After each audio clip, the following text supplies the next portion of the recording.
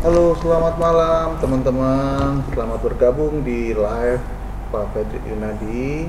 Bagi teman-teman yang ingin, sekali lagi yang ingin mau bertanya tentang hukum atau yang sedang mengalami persoalan hukum dan ingin bertanya-tanya tentang hukum, konsultasi juga, bisa langsung dijawab oleh Pak Fredrik Yunadi melalui kolom komentar atau gabung di live bersama kami.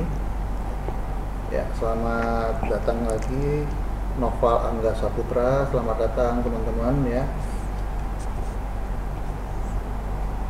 Ya, selamat datang semuanya. Hai. Oke, kembali. Selamat malam semuanya. Dengan senang hati saya akan coba membantu memberikan satu tanggapan atau analisa hukum bagi yang kira-kira ada pertanyaan terhadap masalah-masalah yang dihadapin. Silakan. Ya, teman-teman, bagi teman-teman yang ingin bertanya, boleh menuliskan pertanyaannya di kolom komentar atau bergabung dengan kami bersama live. Nah, sebelumnya kami akan membacakan dulu. Ada pertanyaan melalui Instagram DM dan juga melalui TikTok DM dari Eka Ramawati. Pertanyaannya adalah bagaimana tanggapan Bapak mengenai kasus pembunuhan yang viral di Depok? Nah, Pak, silakan jawab. Ya, akhir-akhir ini atau hari kemarin dan hari ini kita dihebohkan adanya anak ya begitu tega dia membunuh ibu kandungnya, bahkan melukain ayahnya juga. Latar belakangnya apa kita tidak tahu, sedang diselidikin oleh polisi. Namun pembunuhan tersebut jelas itu akan dijerat dengan pasal 340. Karena membunuh orang tua jangan dengan berdalih tidak sengaja ya. Karena ini di dalam rumah, di dalam kamar dan kamarnya terkunci. Ya, seyogikanya itu dijerat dengan pasal 340 dengan ancaman hukuman mati atau seumur hidup. Itu menurut saya, dan itu tidak layak ya. Masalahnya pembunuhan itu dilakukan baik terhadap sesama manusia, apalagi terhadap orang tua yang melahirkan dia. Ini adalah perbuatan yang sangat keji dan betul-betul tidak harus dicegah bagaimana tidak terjadi lagi di masyarakat. Oke, semoga untuk Eka pertanyaannya sudah dijawab. Bisa kirim pertanyaan lagi nanti melalui DM kita ke TikTok dan juga Instagram kita di @fredriyunadi atau langsung di akun kami halo.indonesia dan halo.official di TikTok kami. Ya teman-teman, saya ingatkan lagi kembali, selamat datang Siska Yunadi. Jangan sebutkan nama. Selamat datang teman-teman juga. Ya, bagi teman-teman yang ingin bertanya, bisa mengetikkan pertanyaannya di kolom komentar atau bergabung dengan kami bersama live bersama dengan kami, langsung dijawab dengan Pak Fredrik Yunadi. Kita pertanyaan kedua, bagaimana tanggapan Bapak mengenai berita nasional dan internasional yang saat ini menyebutkan bahwa Jakarta sebagai kota dengan tingkat polusi tertinggi, dan sekiranya apa yang dapat dilakukan baik masyarakat maupun pemerintah untuk mengurangi polusi tersebut? Ya, begini, menurut saya polusi udara itu terjadi seluruh dunia. Negara-negara maju sudah berupaya bagaimana untuk mengurangi polusi udara. Karena polusi udara itu sangat membahayakan rakyat yang hidup di dalam perkotaan. Pertama-tama, pemerintah itu wajib dalam hal ini mengurangi emisi pengeluaran daripada mobil, terutama kendaraan umum yang berkeliaran di jalan, menggantinya dengan mobil listrik. Doronglah untuk masyarakat bisa mengalihkan dengan menggunakan baik kendaraan roda 2 maupun roda 4. Harus diingatkan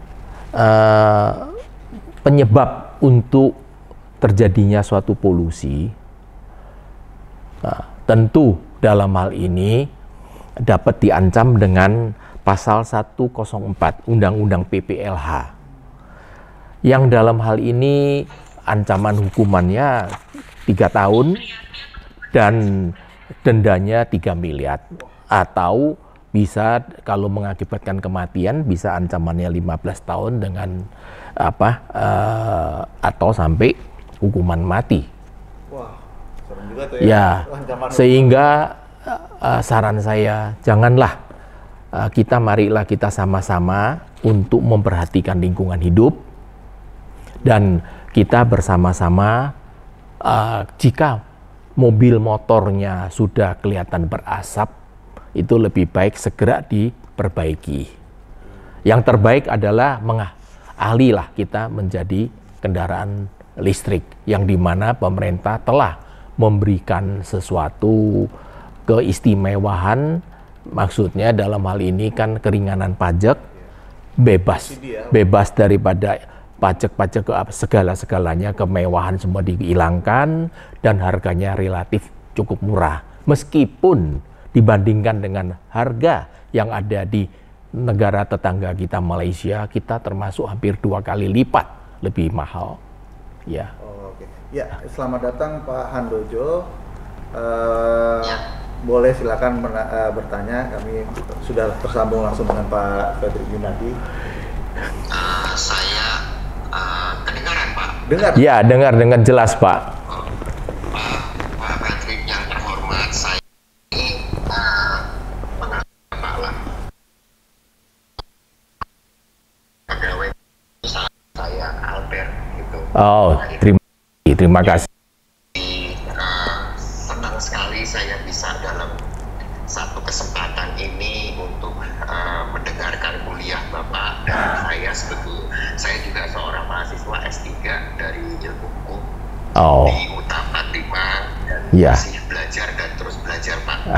Saya juga masih belajar Pak. Kita saling tukar pikiran, tukar untuk pendapat lah. Mendengarkan pengalaman Bapak, interpretasi Bapak, dan ulasan-ulasan Bapak agar berguna bagi saya di kemudian hari. Amin. Terima kasih Pak. Amin. Amin. Bagaimana Pak? Apa yang bisa saya memberikan suatu jawaban bila mungkin Bapak mau bertanya gitu? Sementara saya mendengarkan dulu Pak, karena sudah sempat dengar membawakannya materi dari Bapak. Saya mendengarkan dulu aja Pak. Baik, terima kasih. Terima kasih, selamat malam Pak ya. Oke, ini yang nomor 6. Pertanyaan selanjutnya Pak dari DM TikTok kita juga. Pertanyaan dari Ayu Kurniati dan dari Instagram juga atas nama Permas Dewi 69. Selamat malam Pak, ingin bertanya tentang kasus penghinaan Presiden RG. Apakah ini penghinaan atau kritikan? Mutlak adalah penghinaan, itu adalah tindak pidana. Mau dibela kekritikan, ya kalau kritik itu kan tidak tajam ya. Kritik itu kan ada sopan santun, ada hanya. Kalau saya melihat, yang saya mendengar, yang disiarkan oleh media, jelas itu adalah penghinaan. Dan saya sangat tidak menganjurkan masyarakat, senang tidak senang, presiden itu adalah pimpinan tertinggi negara. Kita wajib tunduk dan menghormatin. Bila kita hina presiden, ya lebih baik Anda keluarlah, tidak menjadi warga negara Indonesia, atau Anda harus diproses masuk penjara. Gitu ya, begitu. Itu terjawab sudah. Semoga Permas 69 menonton kita Pak ya. Langsung sudah dijawab langsung tadi. Ya, pada Maxi Karepu, kalau ada pertanyaan boleh mengaktifkan mic-nya, atau mungkin masih mau dulu nih, mau nulis-nulis dulu, atau juga Pak Handojo juga jika ada pertanyaan juga bisa langsung buka mic-nya. Kalau memang belum ada pertanyaannya, kami akan melanjutkan pertanyaan-pertanyaan yang memang sudah ditanyakan pada kami melalui message pribadi kita. Pertanyaan selanjutnya. Ya. Saya ingin sedikit berpendapat. Siap, boleh. Menurut hukum modern, ilmu hukum modern itu fakta itu kan adalah sesuatu hal yang netral, dalam arti ucapan Rocky Gerung atau apapun lah ya. Nah, ini adalah fakta netral. Di dalam hukum modern ini lebih banyak bermainkan interpretasi. Dari interpretasi itu juga dipengaruhi oleh si penerima, si ini yang membuat interpretasinya tersebut ya. Jadi memang kasus Rocky Gerung ini sebenarnya ini bukan hanya masalah di Indonesia kalau menurut saya, tapi hampir seluruh negara di dunia ini ada 4 topik yang selalu menjadi perdebatan di kalangan para ahli hukum. Yaitu yang pertama mengenai hukuman mati, di mana ada kaum yang retensi, ada kaum yang juga istilahnya abolis, ya. Betul. Kemudian yang kedua penghinaan kepala negara, itu juga ada yang di negara-negara itu ada yang menganggap bahwa itu sebagai kritik yang bisa ditolerir, ada yang ini adalah. Yang ketiga itu masalah aborsi, ada yang pro aborsi, ada yang kontra. Yang keempat ada lagi masalah yang sifatnya adalah hubungan seksual non suami istri. Itu ada yang menganggap suatu hal yang biasa-biasa saja, ada yang menganggap kriminal seperti yang di Indonesia yang dianut. Jadi kalau menurut saya penghinaan kepala negara itu masuk salah satu dari yang argumennya setiap ahli punya argumen yang masing-masing kuat. Jadi sulit untuk dikatakan mana yang benar, mana yang salah. Mohon petunjuk, Pak. Siap. Ya, terima kasih Pak atas saran-sarannya atau informasi yang diberikan kepada saya khususnya malam ini. Memang Pak, setiap negara itu punya standar yang berbeda. Ada negara-negara tertentu, termasuk Belanda, itu kan sudah menghapus hukuman mati. Bahkan di Malaysia aja sudah menghapus hukuman mati. Tapi Indonesia dengan KUHP yang baru tetap mencantumkan adanya hukuman mati. Kendati dalam hal ini ada keringanan selama sekian tahun, berkelakuan baik bisa dirubah dan sebagainya. Tapi tetap masih menganut hukuman mati. Untuk melakukan kritik ya di Amerika itu presiden dengan kata apapun. Dengan Indonesia kita ini menganut maksudnya adat atau kebiasaan daripada Asia, khususnya orang Indonesia, apalagi orang Jawa. Contohnya begini Pak, kalau orang Surabaya kalau ngomongnya kan kasar Pak. Begitu ketemu, mohon izin, saya suatu contoh karena saya asal dari Surabaya. Woi asu, nah gitu kan. Kita nggak ada maksud apa-apa. Saya tidak memaki-maki dia, tapi itu suatu kedekatan saya manggil dia. Tapi kalau saya ucapkan kata-kata ini diviralkan atau dikutip oleh media, jelas itu ada suatu penghinaan. Memang ada.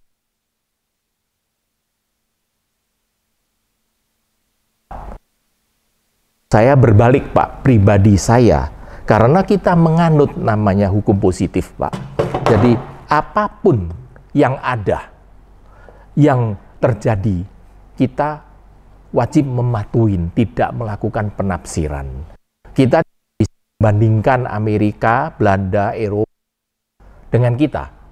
Seperti aborsi di Amerika, aborsi mah di state-state tertentu itu diizinkan. Di Cina lebih-lebih. Tapi di Indonesia itu akan menjadi pembunuhan. Memang dalam hal ini aborsi bila dilakukan karena pertimbangan atau penetapan pengadilan. Dalam hal ini bila ada yang mengajukan permohonan ke pengadilan dan dikabulkan, jelas itu bisa lolos daripada jeratan pidana. Seperti hubungan seksual Mengingat kita ini kan adalah negara Pancasila, Pak. Baik agama Muslim maupun Kristen maupun Buddha kan tidak menganjurkan hubungan di luar pernikahan. Ya, tidak menutup sesuatu hal yang terjadi, Pak. Itu kan di mana-mana seringlah melakukan free sex. Pemerintah memang secara undang-undang mengatakan hubungan perzinaan di luar suami istri itu adalah perzinaan, bisa dijerat hukum. Namun kita melihat banyak kota-kota kan menghalalkan, bahkan mengizinkan adanya prostitusi. Nah, dalam hal ini ada kontradiktif, Pak. Hubungan seks di luar nikah, di luar negeri itu atau summer living atau tinggal bersama itu wajar. Kalau di tempat kita bisa ditangkap sama hansip nanti. Kalau sampai misalkan di daerah-daerah tertentu yang tertutup ya. Jadi menurut saya tetap berpegang pada hukum positif bahwa apa peraturan yang ada, saya tidak pernah menafsirkan peraturan itu kecuali daripada penjelasan undang-undang yang tersendiri. Karena kalau ditafsirkan, Pak, kita akhirnya mengambil alih atau mengikuti alur ke Anglo-Saxon. Jadi ya semuanya ditafsirkan, kacau loh Pak itu, Pak. Itu menurut saya, Pak. Mohon maaf. Terima kasih. Ini penjelasan yang baik, Pak. Ya. Jadi saya ini baru belajar ilmu hukum karena di usia 58 tahun, usia saya 58 tahun, Pak. Ya. Sebelumnya saya adalah pimpinan perusahaan, di mana menjelang pensiun ini saya belajar ilmu hukum kebetulan, Pak. Oh. Dan saya walaupun baru sekarang ini ya masuk semester 2 gitu ya, Pak. Tapi saya banyak dalam karier saya mengikuti pendapat-pendapat para ahli hukum. Oleh karena itu saya sekarang masuk fakultas hukum begitu, Pak. Bagus, saya dukung, Pak. Saya dukung. Semua sukses, Pak. Siap. Dengan senang hati ya, Pak. Dengan senang hati, Pak. Ya, jadi, mohon. Terima kasih banyak Pak Handojo. Kita beri kesempatan yang lain untuk bertanya. Ya. Selamat datang juga Rizal Fred untuk sudah berjoin juga dengan kita. Saya lanjutkan pertanyaan yang ditanyakan kepada Instagram. Juga tadi sudah diucapkan terima kasih dari Pak Dewi 99, penjelasannya sangat lengkap juga dari Pak. Pertanyaan juga sudah terjawab penuh, dia juga tak ada pertanyaan lagi. Nah, ini ada lagi Pak, pertanyaan melalui TikTok. Putriwati lagi, bagaimana tanggapan Bapak mengenai dalam tanda kutip memperkosa seorang turis Brazil di Bali? Bagaimana sanksi pemidanaan terhadap pelaku dan apakah untuk perlindungan terhadap korban pemerkosaan WNI dan WNA berbeda? Begini, barang siapapun termasuk WNI atau WNA, turis maupun orang lokal, itu akan dihadapkan oleh hukum yang sama. Hukum kita tidak pernah membedakan, khusus asing diistimewakan, untuk orang Indonesia diperberat. Semuanya sama. Kedua, saya membaca berita adanya tukang ojol dalam hal ini memperkosa turis Brasil. Itu adalah perilaku yang memalukan. Itu dikutuk gitu. Karena memalukan kita bangsa Indonesia. Kita ini tidak berperilaku seperti binatang. Memperkosa seorang perempuan, saya itu ibaratnya seperti semacam binatang purba. Kalau memang kejarlah orang tersebut. Yang jelas, pemerkosa ini dapat dijerat pasal 285 KUHP dengan ancaman hukuman 12 tahun. Bisa juga dijerat pasal 8 itu pasal 46 Undang-Undang 23 tahun 2004 tentang penghapusan kekerasan dalam rumah tangga dengan ancaman hukuman 12 tahun. Saya mengharapkan via penyidik dalam hal ini penegak hukum di Bali khususnya bisa menghukum seberat-beratnya terhadap pemerkosa. Dan bagaimana perlindungan, jelas satu Pak, janganlah terutama mohon maaf dengan ibu atau cewek, janganlah berpakaian terlalu seksi. Kalian kalau pakaian terlalu seksi, ya otomatis kan akan istilahnya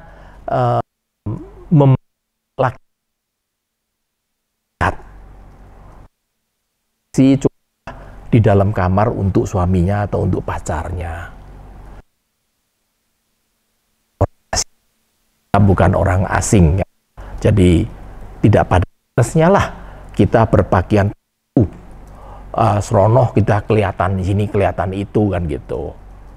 Cukuplah kita pakaian yang sopan, itu salah satu cara untuk meredah keinginan untuk melakukan pemerkosaan atau mencemol-cemol, pegang-pegang. Ya perlindungan lainnya ya marilah masyarakat dalam hal ini kelihatan ada perempuan yang dilecehkan, keroyok aja Pak. Setidak-tidaknya itu kita ikut mencegah lah. Bila semua masyarakat lulu gua, ya makin kacau kita lah. Terima kasih. Kepeduliannya Pak ya. Ya. Ya, waalaikumsalam. Selamat malam semuanya yang telah bergabung. Terima kasih teman-teman yang ingin melakukan pertanyaan secara di kolom komentar atau join juga di live kita. Selamat datang Tom Jer, sudah bergabung. Terima kasih. Jika ada pertanyaan boleh mengaktifkan mic-nya. Ada pertanyaan lagi nih Pak. Tadi tanggapan Pak terkait rekan seprofesi Bapak Kamarudin Simanjuntak menjadi tersangka. Terima kasih. Lalu ada pertanyaan juga. Satu-satu deh. Sebabnya kalau enggak nanti saya susah jawabnya. Jadi ada pertanyaan masalah soal rekan Kamarudin itu dijadikan tersangka. Ya, meskipun dalam hal ini dia menjalankan tugas. Menurut saya menjerat seorang dengan melakukan tindak pidana, terutama kita harus lihat yang bersangkutan itu berprofesi apa. Nah, seorang advokat tentu dia berlindung di undang-undang advokat. Selama dia menjalankan tugasnya dengan benar, dia itu tidak bisa dijerat dengan pidana, data maupun dengan tun, dengan apapun. Karena dia bertindak bukan atas kepentingan diri sendiri, namun adalah untuk yang diutamakan satu. Setahu saya ada MOU antara Barreskrim atau dalam hal ini Polri dengan Peradi, meskipun dalam hal ini menurut saya, sepengetahuan saya belum diperpanjang lagi, bahwa untuk menjerat seorang advokat itu terlebih dahulu harus memberitahukan kepada induk organisasinya. Dalam hal ini jelas induk organisasi Dewan Kehormatannya itu akan melakukan sidang kode etik untuk menentukan bahwa advokat yang bersangkutan itu apakah melanggar kode etik atau dia menjalankan tugas dengan benar. Bila menjalankan tugas benar, maka Dewan Kehormatan akan resmi memberikan jawaban kepada penyidik bahwa yang bersangkutan tidak dapat diperiksa karena tidak melanggar kode etik. Namun MOU tersebut sepengetahuan saya sudah tidak diperpanjang. Kembalikan kepada penafsiran hukum. Ya, memang rekan-rekan advokat termasuk saya itu kan boleh dikatakan menjadi anak tiri di depan penegakan hukum di Republik Indonesia ini. Karena undang-undang advokat banyak yang tidak dihormatin lagi oleh penegak hukum lainnya.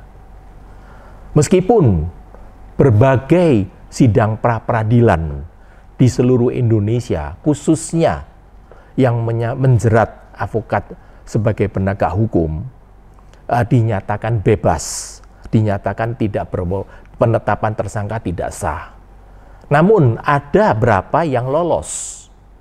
Karena inilah adanya penafsiran hukum oleh para penegak hukum. Yang menurut saya sebetulnya hukum itu harus mengerti. Kita ini adalah Eropa kontinental. Kita dilarang menafsirkan hukum. Kita bukan Anglo-Saxon. Kita tidak bisa mengambil contoh orang lain, misalkan di kasus A, si A dihukum, kemudian itu sebagai contoh, maka si B harus dihukum karena melakukan tindakan sama dengan A. Kita ini bukan Anglo-Saxon. Kita ini Eropa kontinental. Kita tidak berhak menafsirkan hukum. Termasuk dalam hal ini, hakim, jaksa pun tidak berwenang menafsirkan hukum. Dia tidak bisa lepas keluar daripada koridor dari penjelasan pasal per pasal. Begitulah tanggapan saya. Terima kasih. Iya, itu tadi sudah dijawab. Ada pertanyaan selanjutnya nih, dengan sabar ingin dijawab oleh Pak Febri Yunadi. Kalau hukum di dunia ITE apa ya Pak? Maaf bertanya, di pasal berapa dan di hukum berapa? Dari Kakak Randy di TikTok. Ya, ini pertanyaan mungkin kurang jelas ya Pak ya? Iya, saya kurang begitu jelas, tapi saya kira-kira gini kan Pak.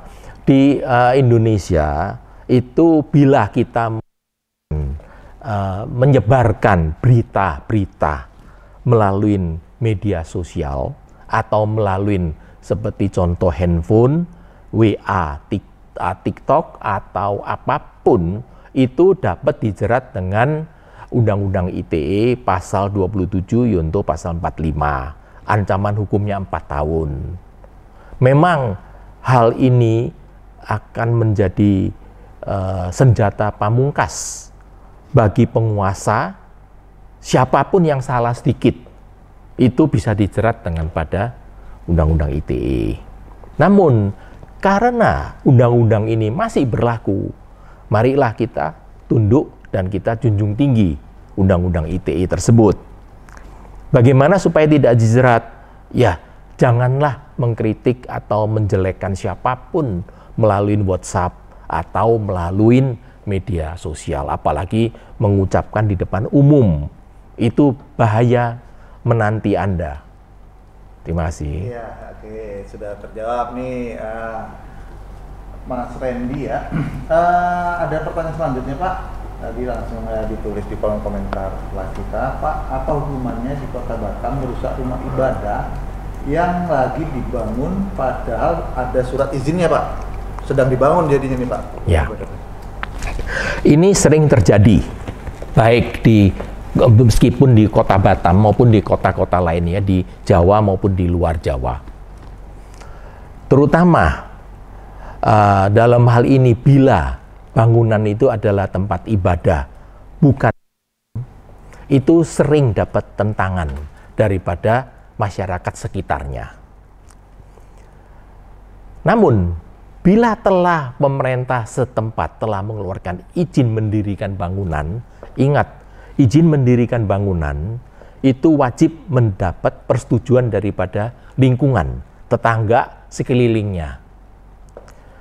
Maka, bila suatu bangunan ibadah telah memperoleh izin daripada pemerintah setempat, maka itu adalah sah menurut hukum, dan barang siapa melakukan pengerusakan atau penghentian paksa terhadap pembangunan tersebut, lapor ke polisi. Dia bisa dijerat pasal 170 yang jelas atau pasal pengerusakan, ya, itu pasti bisa dijerat. Memang seringlah dalam hal ini bagaimana penyidik atau penegak hukum itu mau menanggapin laporan tersebut, itu konsultasikan pada penegak hukum setempat. Ya, kurang lebih itu jawabannya. Semoga puas dengan jawaban kita. Kalau memang puas boleh mengetikkan pertanyaan di kolom komentar juga. Ini Pak Andojo, mohon maaf baterainya low, jadi mohon maaf, hormat saya Pak sampaikan katanya. Yeah. Terima kasih kembali teman-teman yang udah menyawer-nyawer kita nih. Terima kasih juga teman-teman yang bertambah pengunjung juga sudah like live kita, terima kasih. Nah di sini juga sudah terhubung dengan Kak Randy yang tadi bertanya tentang undang-undang ITE. Mungkin bisa diperjelas juga maksudnya pertanyaannya Kak Randy itu seperti apa, biar lebih lebih pas gitu pertanyaannya. Silakan Kak Randy. Oke Pak. Saya mau bertanya ini untuk mengenai pasal berapa dan hukumannya berapa tahun di Undang-Undang ITE. 27 Yunto 45. Ancaman hukuman tahun. Hukumannya 4 tahun. Jadi sudah terjawab Pak Randy. Gimana? Ada lagi yang mau ditanyakan? Tuh. Ini lagi Pak. Ya. Mengenai hal hutang piutang itu kan biasanya kan banyak yang nggak mau bayar atau biasanya kan banyak pelecehan atau suka marah-marah gitu. Itu hukuman untuk pasal berapa dan penjaranya di tahun berapa? Maksudnya hutang piutang tidak membayar gitu. Ada yang hutang tidak mau membayar gitu. Ya, kalau tidak punya hutang tidak membayar, itu akan kita lihat kasusnya. Kalau kasusnya itu terjadi karena ada suatu perjanjian tertulis maupun di bawah tangan maupun di depan notar yang tersebut atau sama bank, jelas itu merupakan ruang lingkup hukum perdata. Jadi itu adalah diajukan dengan gugatan, namanya ingkar janji atau wan prestasi, atau bisa digugat juga dengan perbuatan melawan hukum. Tapi kalau ada perjanjian tentu ingkar janji. Tapi dalam hal ini bila ada etikat tidak baik, misalkan seseorang kan gitu, dia membeli TV dengan utang, contoh, kemudian dia tidak mau bayar tapi TV-nya dinikmatin terus, itu menjadi penipuan dan penggelapan. Lapor pada polisi 372 378. Ya. Itu ancaman hukumannya, kalau untuk perdata tidak ada ancaman hukuman, tapi ancamannya adalah barangnya disita atau kekayaannya disita. Kalau 372 37 hukumannya 6 tahun ya. Ya, sudah terjawab. Ya, terima kasih telah bergabung Mas Randy. Kita akan menjawab pertanyaan teman-teman yang lain ya. Pak, kita mulai pertanyaan dari Jato. Pasal berapa menghalangi penyidikan dan ancamannya berapa tahun, Pak? Ya, halangin penyidikan dalam hal ini diberlakukan kepada tindak pidana umum itu adalah pasal 221 KUHP. Ancaman hukumannya nggak begitu hafal, kalau nggak salah 2 tahun deh. Tapi kalau dikaitkan dengan pada Undang-Undang Tipikor, itu pasal 21 Undang-Undang 31 1999, koreksi tadi 221 itu 4 tahun ternyata itu ancaman. Tetapi pada pasal 21 Undang-Undang 31 tahun 1999 Tipikor, yang sebenarnya secara de facto maupun de jure itu adalah tindak pidana umum, namun ancaman hukumannya di pasal tersebut adalah 12 tahun maksimal. Ya, jadi itu. Moga-moga jawaban dari Pak Febri sangat membantu, atau mungkin kalau kurang puas bisa menuliskan juga pesannya. Selamat datang Febri Toyuntu, dengan juga selamat datang Maksi Karetu, silakan. Ya, baik, selamat malam Pak Freddy. Selamat malam. Terima kasih Pak Freddy dan host telah memberikan kesempatan untuk gabung. Pertanyaan satu Pak Freddy. Siap. Misalkan ada pembagian saham, tapi pembagiannya hanya diberikan melalui surat pernyataan saja. Misalnya gini, pemegang saham ada 3 orang. Ya. Kemudian salah satunya memberikan kepada saudaranya. Ya. Jadi di luar kan pemegang saham 3 orang. Ya, yang dalam akte 3 orang gitu maksudnya. Dalam akte 3 orang. Ya. Dan salah satu ini memberikan kepada saudaranya. Ya. Saham dia, Pak. Ya. Saham dia diberikan. Tapi hanya dibuatkan surat pernyataan, jadi di bawah tangan. Ya. Nah, pertanyaan saya, apakah pernyataan di bawah tangan itu secara hukum kuat, Pak Freddy? Pernyataan atau suatu perjanjian, baik tertulis maupun tidak tertulis, kalau tidak tertulis secara lisan dengan disaksikan oleh minimum 2 saksi, tetap itu mempunyai kekuatan hukum untuk dituntut. Dalam Undang-Undang Perseroan Terbatas, memang pengalihan saham itu harus dilakukan di RUPS. Dalam hal ini harus sepengetahuan daripada pemegang saham lainnya. Terkecuali pemegang saham yang 2 orang tersebut yang tadi Bapak cerita, itu sudah diberitahu secara lisan, gua ada kasih ini saham gua nih 10% kasih adik gua, misalkan contoh begitu. Nah, tapi kalau dia diam-diam memberikan sahamnya daripada 10% dan selama dia itu masih hidup, pemegang sahamnya itu bisa mengajukan keberatan atau tidak setuju bahwa daripada 10% diberikan adiknya atau dibeli oleh adiknya, itu lebih baik dibeli oleh mereka. Namun segala sesuatunya karena telah memberikan suatu pembagian saham kepada saudaranya secara tertulis meskipun tanpa meterai misalkan, itu tetap mempunyai kekuatan hukum dan bisa dituntut. Bisa, bisa. Jadi kalau si pemegang saham dia berubah pikiran untuk tidak memberikan, pada akhirnya tetap si yang menerima pernyataan ini bisa. Oh, bisa tuntut. Iya, dia bisa tuntut dalam hal ini ingkar janji karena itu kan satu perjanjian kan.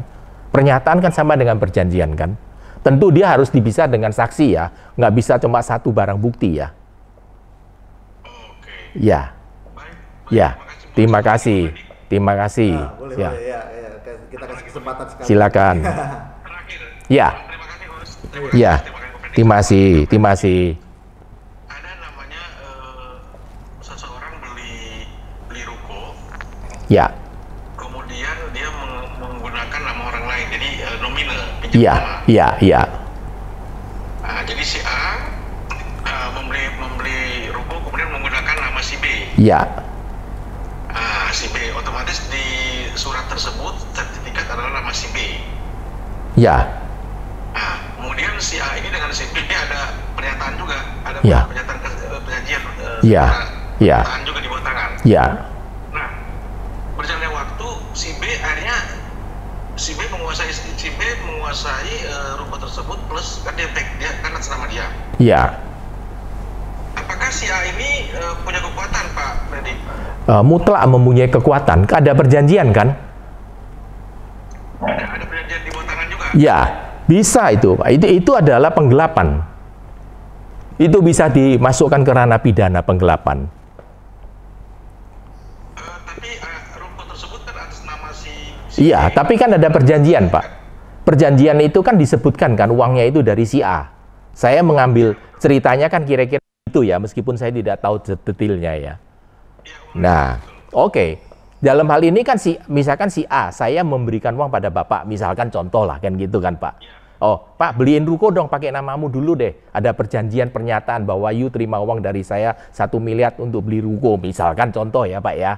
Kan gitu. Kemudian tahu-tahu itu ruko sudah atas nama you, sertifikat nama you, kemudian you tempatin, you nggak mau serahkan ke saya.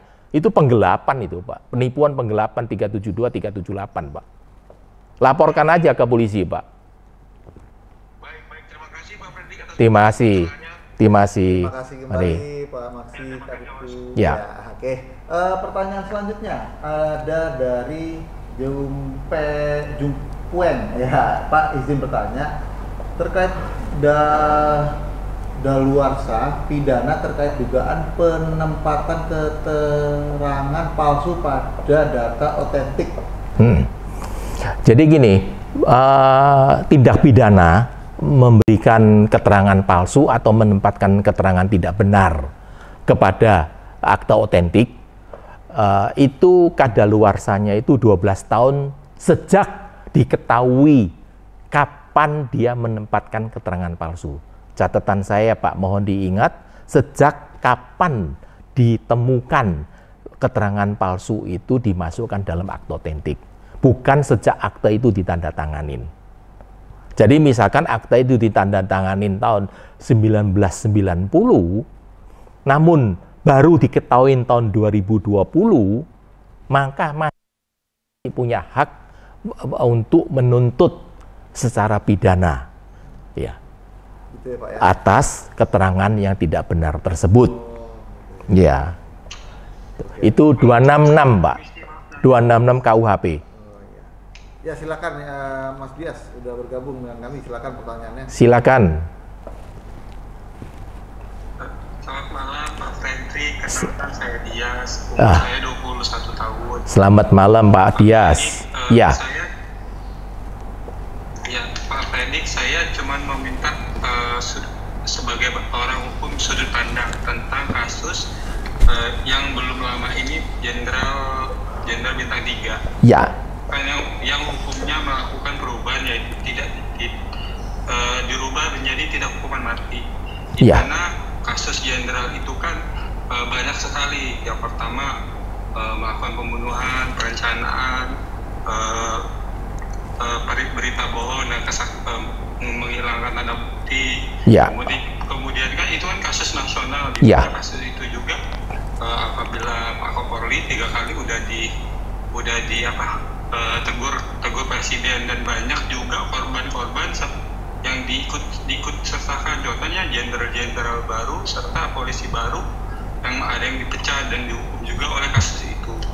Nah, menurut sudut pandang Bapak, apakah pengadilan yang sekarang itu kan memberikan bahasanya diskon 50%. Jadi saya sebagai anak muda kan melihatnya alangkah mudahnya hukum yang sekarang itu keadilan tidak diberikan dengan sebenar-benarnya. Gitu. Ya. Oke. Menurut pandangan Bapak itu Ya. seperti apa? Baik, terima kasih. Jadi begini Pak, saya juga pernah hari Rabu kemarin juga saya pernah membahas kasus ini dalam live TikTok juga, bahwa saya juga sangat heran bagaimana alas hukum bagi Majelis Hakim Mahkamah Agung atau kasasi dalam hal ini mengkorting hukumannya, merubah hukumannya. Sebetulnya terhadap Mahkamah Agung itu hanya mengoreksi apakah penerapan hukumnya benar atau tidak benar. Kan begitu. Dalam hal ini bukan ke pokok perkaranya. Namun banyak sekali kasus yang terjadi. Itu majelis hakim dalam hal ini, mohon maaf, Mahkamah Agung itu sesuka-sukanya melakukan diskon pada pidana atau dalam hal ini merubah atau mengurangin dalam kasus perdata. Kalau dalam hukum yang saya pelajarin, tidak ada landasan hukum bahwa bisa dirubah karena dia itu kasihan atau dia merasa itu terlalu berat atau kurang adil. Ada juga kan yang dihukum 5 tahun di pengadilan negeri, jadi 7 tahun, di Mahkamah Agung dijadikan 20 tahun. Itu juga nggak benar menurut saya. Karena itu seolah-olah kan mengumbar dia punya kekuasaan. Gua bisa hukum kamu seberat-beratnya. Kenapa dihukum berat? Dia nggak mau bilang, pokoknya kamu kategori termasuk X, saya hukum berat. Kenapa ini misalkan pengedar narkoba dari hukuman mati diloloskan jadi hukuman seumur hidup? Saya juga nggak ngerti. Tapi semuanya, bila dalam hal ini diputus oleh hakim ketika dia menyidangkan perkara, maka itu merupakan wewenang penuh hakim yang bersangkutan untuk mempertimbangkan hukuman apa yang dijatuhkan kepadanya. Memang itu adalah ketidakadilan. Namun harus ingat Pak, bila di dunia ini sudah ada keadilan untuk keseluruhannya, maka dunia ini sudah kiamat, Pak. Kita semuanya sudah naik surga, Pak. Atau kita masuk neraka. Dunia memang penuh dengan ketidakadilan, Pak. Makanya itu adalah penegak hukum, adalah seperti saya sebagai seorang advokat, guna melindungi atau menegakkan keadilan. Tapi ya, banyak sekali, Pak, perkara yang di luar kemampuan kita, kekuasaan, Pak. Ya kita tenggelam, Pak. Ya inilah fakta hidup, Pak, yang harus kita hadapin. Ya semoga semakin hari semakin cerah. Terima kasih, Pak. Ya, terima kasih. Gimana nanti jawabannya Mas Dias? Gimana? Terima kasih. Kesimpulannya Pak, saya kan sebagai anak muda tuh udah bisa merasakan. Iya. Kalau dari puncak tertinggi pimpinan untuk mengadakan pengadilan nanti sudah tidak melakukan keadilan yang sesungguhnya, buat apa lagi kami bahasanya mempercayakan keadilan di negara ini lagi? Ya, betul, Pak. Kita kadang-kadang terutama saya, Pak, saya sering frustasi, Pak. Bagaimana? Tapi karena memang begitulah, memang faktanya harus kita hadapi, Pak. Ya kita mau bagaimana lagi, Pak, ya? Karena kita masih dikuasain oleh penguasa, Pak. Sedangkan tidak semua penguasa itu paham betul terhadap hukum, Pak. Ya itu kita harus dengan ya menekan hati kita, Pak, ya. Meskipun kita tidak senang, Pak, ya. Ya berjuanglah, Pak. Bagaimana, kan Bapak kan masih muda, 20 tahun ya. Siapa tahu bisa masuk ambil sarjana hukum, atau mungkin sekarang udah sarjana hukum. Siapa tahu suatu hari bisa jadi hakim agung, kan. Bawakan perubahan lah terhadap ini. Ya, terima kasih untuk teman-teman yang hadir juga, dan terima kasih yang udah ya nyawer kita ya, yang kirim-kirim like juga. Terus pertanyaan selanjutnya ini, Pak, datang dari Instagram live ya, dengan pertanyaannya, Pak, kembali ke pertanyaan tentang pelecehan seksual, apakah ada perlindungan hukum atau terapi pasca trauma akibat pelecehan tersebut? Karena seringkali para korban tidak berani memblow up kasus tersebut karena malu. Pertanyaan selanjutnya yang tadi dari live Instagram, iya, dengan Permas Dewi 99. Ya, dalam hal ini jelas bisa melakukan terapi dengan psikolog, ya. Terutama keluarga dan lingkup teman-temannya itu harus menguatkan si korban pemerkosaan tersebut. Sesuatu hal yang sudah terjadi kan tidak mungkin ditarik kembali. Tetapi setidak-tidaknya kita sebagai teman sekelilingnya, cobalah menghibur dan menguatkan korban tersebut. Konsultasikan pada psikolog, terutama orang tua. Sama negara itu, Pak? Ya tidak lah, Pak, bayar rogo kantong sendiri lah. Nggak ada fasilitas dari nggak negara, ada, ya, Pak, ya? nggak ada, Pak. Walaupun dia Iya. korban pemerkosaan. Iya. Oke, gitu. Semoga ada Nomor 9 tadi belum. Oh ya, sorry. Pertanyaan yang selanjutnya tadi, Sudah, atas lagi, nggak salah. Yang ini sekarang. Iya. Pertanyaan dari Ya. TikTok, Pak, yang Ya. ditulis tadi dari kolom komentar atas nama Maju Indonesia. Sejauh mana pandangan Bapak terkait penangkapan ke KA Basarnas yang dilakukan KPK? Saya pernah menjelaskan kasus ini bahwa KPK tidak punya wewenang melakukan penangkapan atau penindakan terhadap TNI yang masih aktif. Karena TNI aktif itu berlindung pada Undang-Undang TNI. Dan KPK itu undang-undangnya lebih lama daripada Undang-Undang TNI. Dengan sendirinya, Undang-Undang KPK itu tidak bisa melangkain Undang-Undang Lex Specialis, Undang-Undang TNI. Penangkapan itu adalah keliru.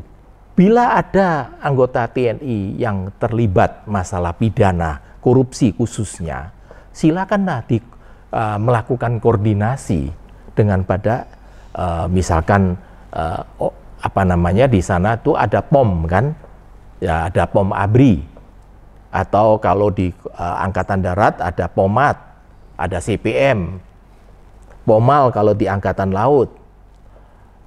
Tapi kalau dia langsung melakukan tindakan, jelas itu bertentangan dengan hukum yang berlaku. Namun kan sudah diselesaikan secara musyawarah kan, dan via KPK sudah mengakuin bahwa dia khilaf dan dia melakukan kekeliruan. Saya rasa hal ini tidak perlu kita perpanjang. Ya, itu tadi kurang lebih pertanyaannya sudah dijawab. Terima kasih telah bertanya kepada kami ya. Teman-teman yang sudah bergabung live, silakan jika ada ingin yang ditanyakan kepada Pak Fredrik Yunadi, aktifkan mic-nya.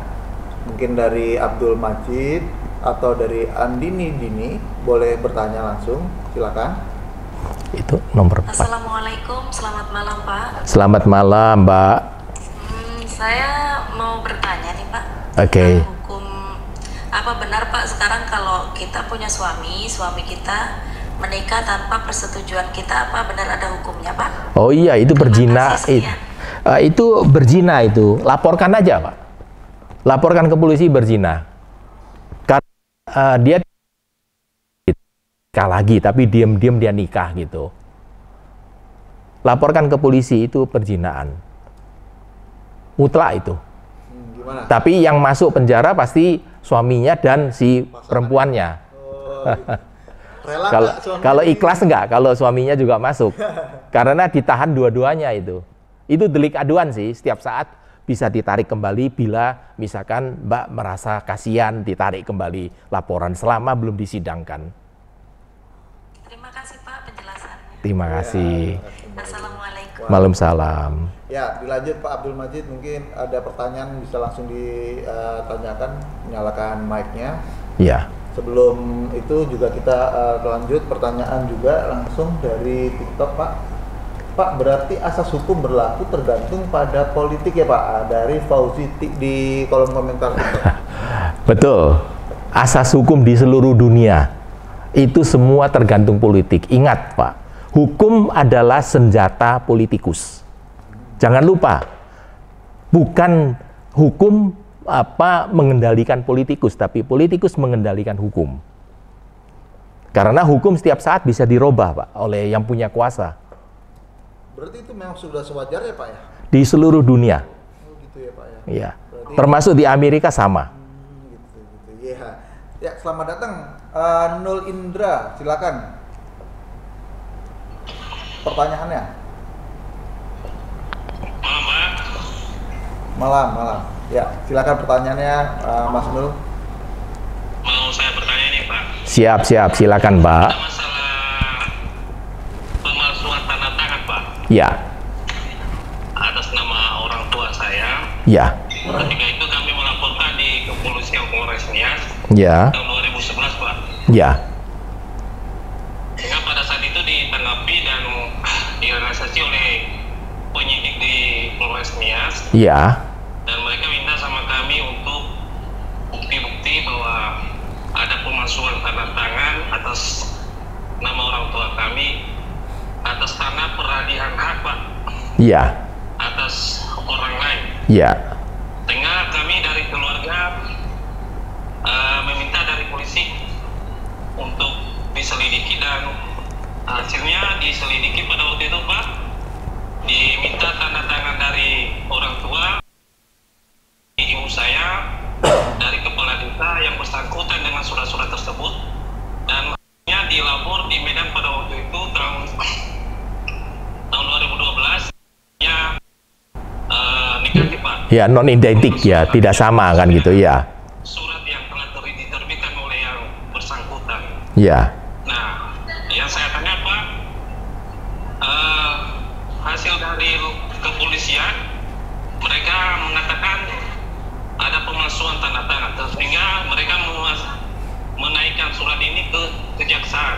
ya, Tapi kejaksaan tetap menolak, diturunkan terus ke kepolisian, sehingga polisi diberi wewenang pada waktu itu Pak, ada surat-surat yang kurang lengkap, ya, P19 itu, ya, yaitu Pak, saya baca aja Pak ya. ya, ya, Telah mengirimkan berkas perkara ke jaksa penuntut umum Iya. pengiriman berkas, namun kami memiliki kendala dan karena petunjuk jaksa penuntut umum belum dapat dipenuhi, yaitu penyitaan terhadap warga atau dokumen berupa surat pernyataan penguasaan fisik bidang tanah dan risalah panitia A tanggal 4 Desember 2003. Sampai sekarang Pak, permasalahan ini sudah tergantung sampai tidak ada proses dari kepolisian dan kejaksaan. Yang kami minta Pak, cara kami gimana Pak sampai saat ini supaya masalah ini bisa tuntas? Begini, ya, saya mengerti yang Bapak alamin dalam hal ini adalah pihak kejaksaan itu mengeluarkan P19, dikembalikan kepada penyidik untuk dipenuhin permintaan seperti tadi dia minta adalah penyitaan terhadap warga dan sebagainya. Nah, seharusnya penyidik dalam hal ini bisalah coba untuk melakukan penyitaan terhadap warga bila masih ada. Kalau tidak ada, misalkan penyidik bisa mengembalikan berkas tersebut dengan sebutkan bahwa sudah maksimal dan silakan Bapak melakukan koordinasi dengan pada jaksa peneliti karena kasus tersebut pasti kan dipegang oleh namanya jaksa peneliti. Bicarakan dengan pada jaksa yang peneliti, kasih tahu bahwa ini sudah tidak dimungkinkan, misalkan kalau warganya memang sudah tidak ada, kan gitu. Jadi bagaimana jalan keluarnya? Tapi karena kan sudah ada suatu bukti utama yang otentik kan, dari Puslap-4 mengatakan bahwa non identik kan gitu kan, berarti kan ada terjadi pemalsuan dan itu wajib diproses. Kalau perlu ngadep kepada kajarinya atau kajati langsung. Ya, dan menurut saya Pak, pendekatan kepada kejaksaan itu adalah jalan keluar yang terbaik Pak. Dan kasih tahu penyidik supaya mengembalikan berkas tersebut dengan upaya maksimal.